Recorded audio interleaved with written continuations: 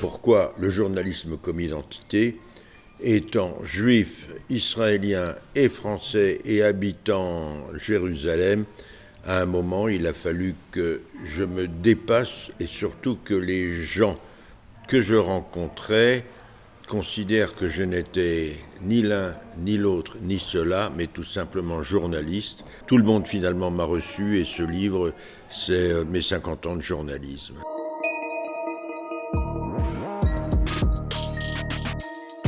Après 12 ans au pouvoir, la gouvernance de Benjamin Netanyahou commençait à poser un véritable problème. Pas de budget de l'État pendant 3 ans et demi, ce qui est incroyable.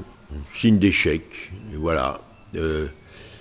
Il avait commencé à porter atteinte aux principales institutions régaliennes d'Israël, la police, qu'il attaquait régulièrement, ben oui, la police qui enquête sur les affaires de corruption, le judiciaire, qui le traduit en procès, et aussi les finances, les principaux hauts fonctionnaires du ministère des Finances, des fonctionnaires ultra diplômés ont démissionné, ils sont partout, sont partis. Donc 61 députés sur 120 à la Knesset ont décidé qu'il fallait une autre gouvernance. Et on a réussi à mettre sur pied cette coalition qui va de la droite messianique. Naftali Bennett est le premier chef de gouvernement israélien à se promener avec une kippa et faire ses prières tous les jours. On a deux autres partis de droite dure, annexionnistes.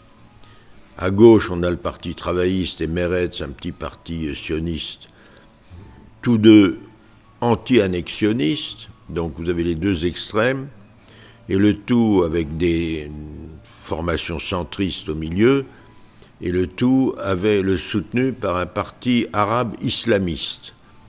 Au début, on s'est dit ça va durer 3 semaines, on a largement dépassé les 100 jours. Avigdor Lieberman du parti russophone, très à droite, est ministre des Finances et il a mis sur pied un budget pour la première fois de 3 ans et demi. Est-ce que ça va durer beaucoup? On ne le sait pas.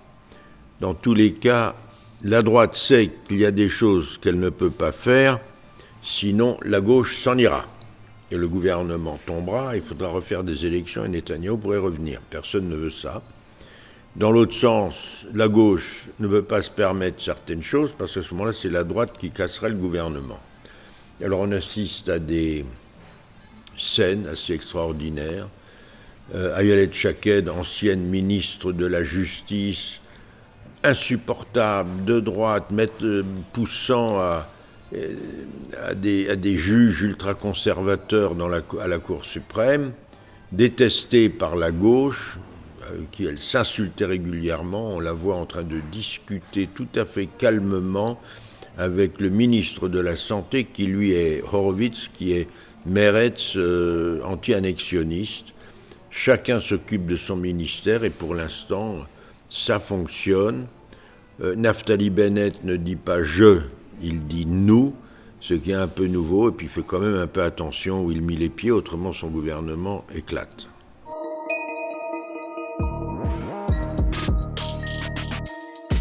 Le pays est à droite. Le pays est à droite. Selon une sociologue, il y a 2 ans, elle considérait que 18% des juifs israéliens sont libéraux, plutôt de gauche, non religieux.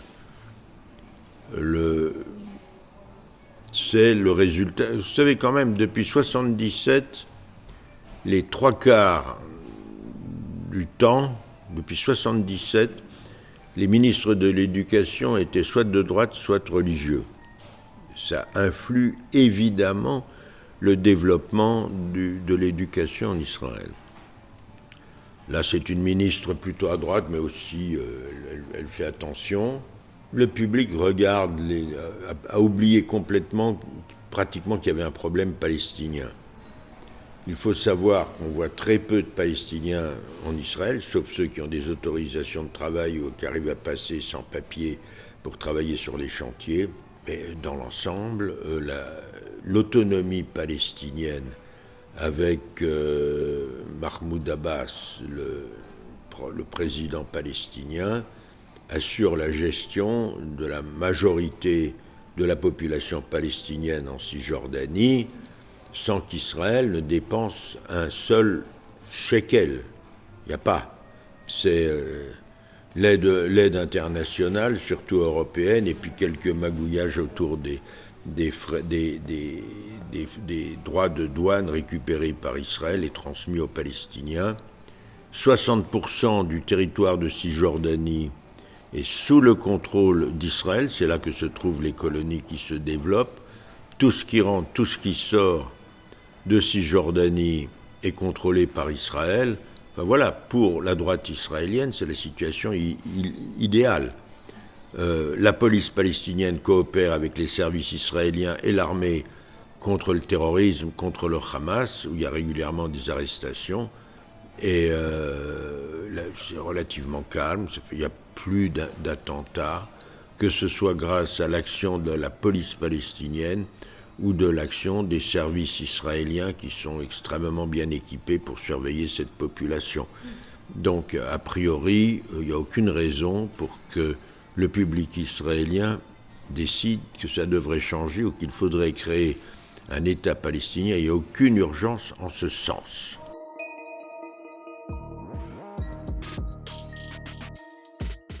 Les médias français ont absolument abandonné la couverture du conflit.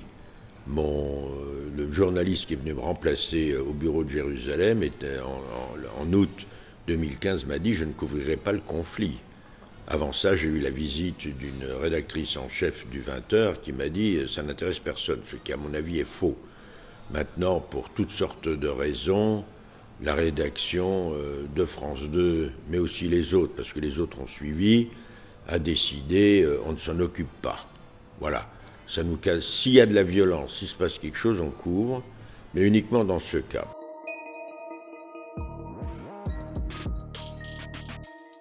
La droite de ce qu'on appelle la communauté, ou les juifs de droite en France et les personnes proches du Likoud, ou encore plus à droite, parce que ça existe aussi, préfèrent de loin ne pas avoir à regarder des images de la répression israélienne en Cisjordanie, ou de voir des Palestiniens malheureux parce qu'on leur a pris leur terre, on a détruit leur maison ou on a tué leurs gosses.